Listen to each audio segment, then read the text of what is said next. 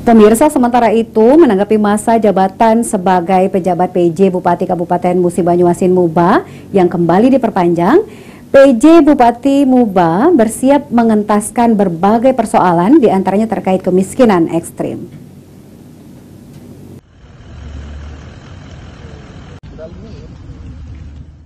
Menanggapi masa jabatannya sebagai pejabat PJ Bupati Kabupaten Musi Banyuasin Muba yang kembali diperpanjang, lantaran dinilai memiliki kinerja yang baik, PJ Bupati Muba bersiap mengentaskan berbagai persoalan diantaranya terkait kemiskinan ekstrim.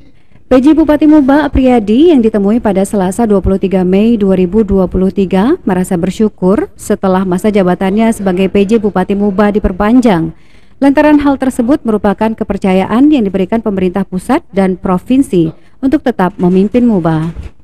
Selain itu, ada beberapa tugas yang belum selesai dan harus diselesaikan pada tahun ini, seperti menjalankan program-program pembangunan yang ada, menjaga kondusivitas daerah di tahun politik, menjadikan Muba sebagai daerah yang bukan pusat karhutla, serta menekan angka kemiskinan ekstrim sesuai mandat pemerintah pusat. Terkhusus untuk mengatasi kemiskinan ekstrim, pada tahun 2024 pemerintah pusat menargetkan zero kemiskinan ekstrim di Kabupaten Muba. Menyikapi hal tersebut, sebagai bentuk keseriusan pada tahun 2023, pemerintah Kabupaten Muba sendiri menganggarkan 32 miliar rupiah untuk hal tersebut.